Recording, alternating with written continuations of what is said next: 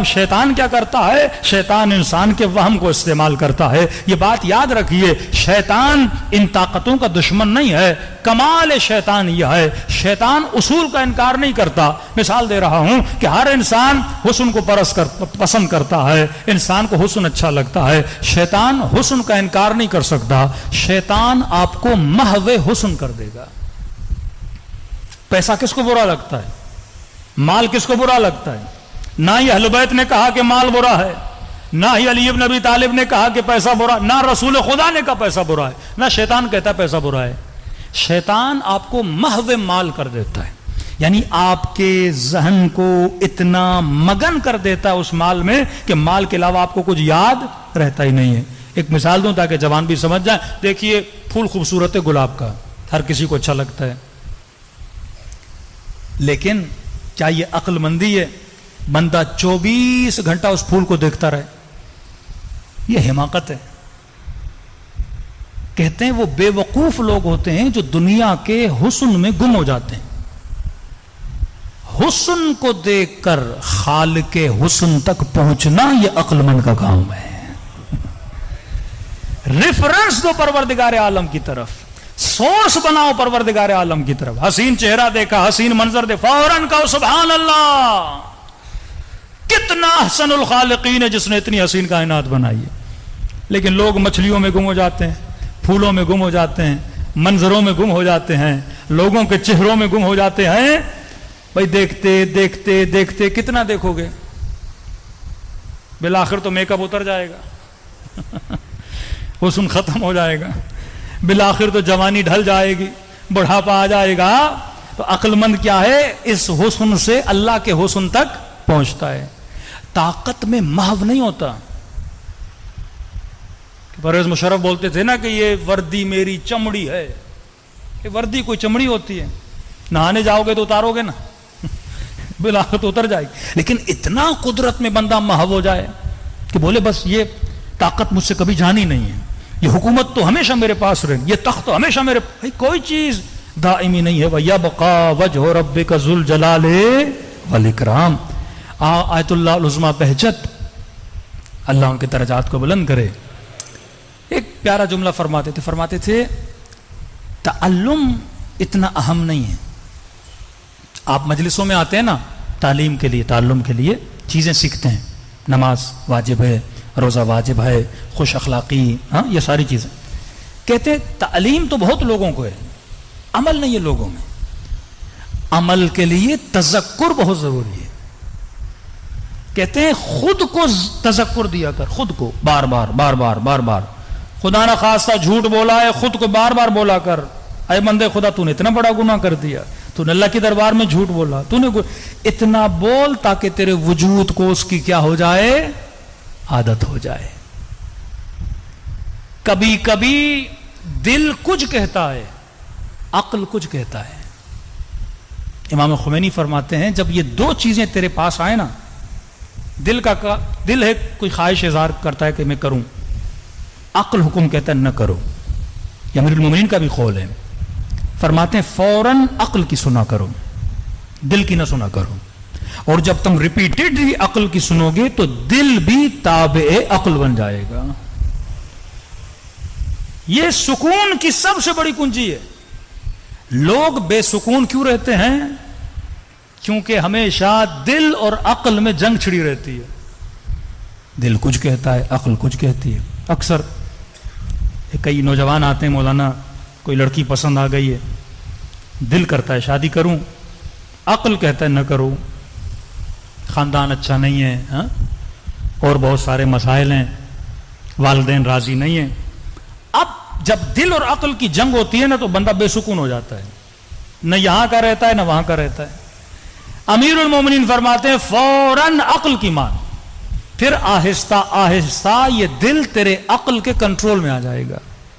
اور دل جب عقل کے کنٹرول میں آیا تو بندے کی زندگی میں کیا آ جاتا ہے؟ سکون آ جاتا ہے. کیلکولیشن کر اپنے عقل کے. اگر سکون چاہتے ہو زندگی میں تو کس کی سنو؟ عقل کی سنو. اور عقل کون سا؟ جو تابع وحی پروردگار عالم ہو. کبھی کبھی عقل تابع وہم بن جاتا ہے، کبھی کبھی عقل تابع شہوت بن جاتا ہے. مطلب حاکم عقل کو ہونا ہے, عقل نیچے آتا ہے, شہوت اوپر آ جاتی ہے. اب شہوت عقل سے کام لیتی ہے اور عقل غلام شہوت بن جاتا ہے. جس طرح کربلا میں ابن سعد کی عقل تابع غضب تھی, شمر کی عقل تابع شہوت تھی, قاضی شرح کی عقل تابع مال تھی. جو مال کہہ رہا تھا اسی کے مطابق وہ اپنے عقل کو چلا رہا تھا. مثال دے رہا ہوں آپ کو, بچہ ہے, بچے میں عقل نہیں ہے. آپ کئی اوقات مہمانوں کے یہاں کھانا کھانے جاتے ہیں, سفرے پہ بیٹھتے ہیں, تو بعض اوقات پیٹ بھرا نہیں ہوتا, لیکن تکلف میں آ کے سارے لوگ کھانا کھا لیتے ہیں تو بندہ بھی اپنے ہاتھ پیچھے کر لیتا ہے. لیکن بچے میں تمیز نہیں ہوتی, اس کا جب تک پیٹ نہیں بھرے پلیٹ نہیں چھوڑتا, کیونکہ اس کی شہوت کو عقل مینج کر ہی نہیں رہا, جو آرڈر آ رہا ہے کرے جا رہا ہے. دوسری مثال, آپ کسی مٹھائی کے دکان سے گزرے, میٹھا آپ کو بہت اچھا لگتا ہے, مٹھائی پہ نگاہ پڑی تو دل کرے گا کہ مٹھائی کھاؤں, عقل کہے گی بھائی چوری نہ کرو, اسلام میں حرام ہے. اب بندہ بے دین بھی ہو نا, کوئی انگریز بھی ہو, تو وہ چلو اللہ کے ڈر سے نہیں, پولیس کے ڈر سے نہیں اٹھائے گا, بھائی مٹھائی کسی کی اٹھا لوں گا یا لوگ ماریں گے یا پولیس پکڑ کے چلی جائے گی. تو یہ جو کنٹرول ہے اسے کیا بولتے ہیں؟ عقل بولتے ہیں. ویسٹرن سوسائٹی نے جتنے قوانین بنائے, قانون بھی عقل کی دوسری صورت ہے, اس پہ میں کل آؤں گا. انہوں نے قانون کو اپنا کلچر بنا دیا. وہ معاشرہ قانون مند معاشرہ ہے, کیونکہ ہم بولتے ہیں عقل مند معاشرہ ہے, کیونکہ عقل بھی کہتا ہے کرو نہ کرو, یہاں رکو یہاں آگے بڑھو. آپ سگنل پہ جاتے ہیں, ریڈ سگنل آیا, کہتا ہے رکو. یہ عقل جس طرح آرڈر دیتا ہے, قانون آپ کو آرڈر دیتا ہے رکو, کیونکہ رکنے سے نظم بنے گا, ضبط بنے گا. گرین سگنل ہوا چلو, دوسری گاڑیاں رک گئی, ایکسیڈنٹ سے بچانے کے لیے اس کو مینج کرتا ہے اور وہ آپ کی باڈی کو مینج کرتا ہے. لہذا انہوں نے اپنی نسلوں میں قانون کو کلچر بنا دیا, تبھی وہ سیولائزڈ ہوئے, تبھی وہ عاقلانہ معاشرے بنے. دیندار معاشرہ نہیں ہے, عقل مند معاشرہ ہے. ہم جو مسلم معاشرہ تھے, جس کو دیندار بننا تھا, اللہ نے کہا یہ کرو یہ نہ کرو, ہمیں رکنا تھا, ہم رکے نہیں. اور اس سے بھی بدتر, کم از کم انہوں نے عقل الہی پہ عمل نہیں کیا, عقل مدنی پہ تو عمل کیا نا, جو قانون بنائے اس پہ تو عمل کرتے ہیں.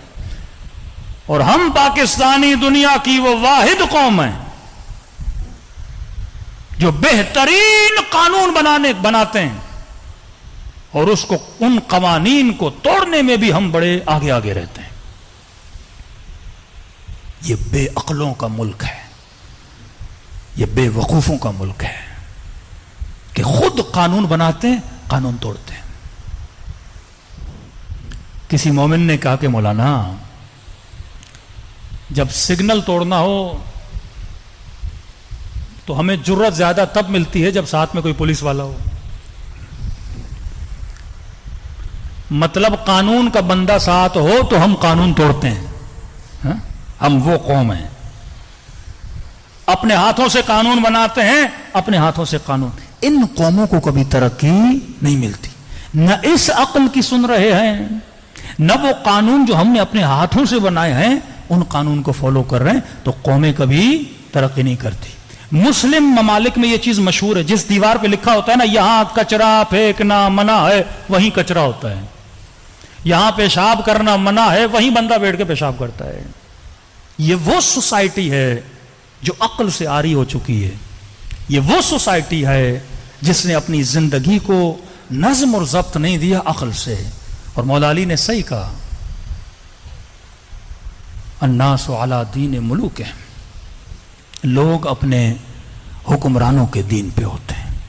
جب حکمران قانون توڑتے ہیں تو عوام بھی قانون. کبھی یہ معاشرہ دیندار نہیں بن سکتا. اگر آپ ظواہرات کا انکار کرتے ہیں تو بواطنات کا بھی انکار کریں گے. اگر آپ انسانوں کے بنائے ہوئے قوانین کا انکار کرتے ہیں تو آپ اللہ کے بنائے ہوئے قوانین کا بھی انکار کریں گے. صدیاں گزر جائیں یہ معاشرہ ترقی نہیں کرے گا.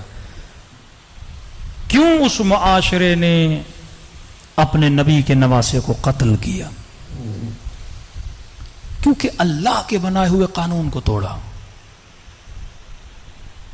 یرثھا عبادی الصالحین، خدا کہتا ہے زمین کا ورثہ عباد صالحین کا ہے۔ جب شرابی، جب زانی، جب اللہ کے احکام کو پامال کرنے والے صاحب مسند بنے، صاحب منبر بنے، تو نبی کے نواسے کا قتل ہو گیا۔ حکمران اگر بے دین ہوتا ہے تو عوام کے اندر بے دینی جرت پڑتی ہے بے دین ہونے کی۔ ایسے امام حسین شہید نہیں ہوئے کیونکہ حکمران بے دین تھے، اور اس بے دینی کے مقابلے کے لیے فرزند رسول میدان میں آئے، مقابلے میں آئے، سوئے ہوئے ضمیروں کو جگانے کے لیے آئے۔